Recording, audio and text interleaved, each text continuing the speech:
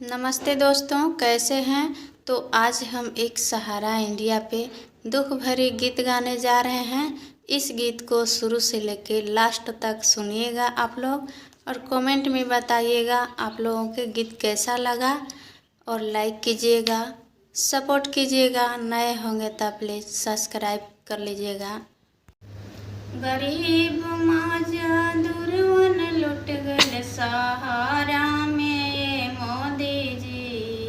गरीब माजा दुर्वन लुट गए सहारा में मोदी जी। पावर लेके चुप काहे बैठल बने मोदी जी। पावर लेके चुप काहे बैठल बानी मोदी जी। केकरा से जाके कहीं भी बतिया सुनिए मोदी जी।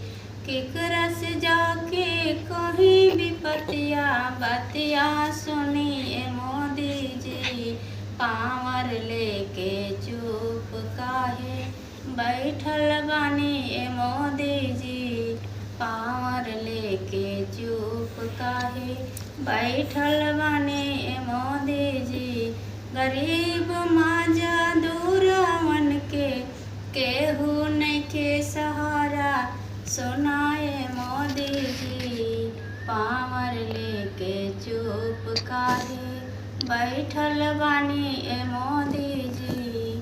पावर लेके चुप काहे बैठल बानी मोदी जी। पूरा हिंदुस्तान के भरोसा बाए मोदी जी। पूरा हिंदुस्तान के भरोसा बाए मोदी जी। पावर लेके चुप काहे बैठल बानी मोदी जी।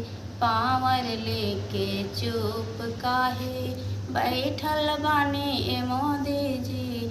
गरीब मजदूरवन के अब मनवा टूटत बाए मोदी जी। पावर लेके चुप काहे बैठल बानी मोदी जी।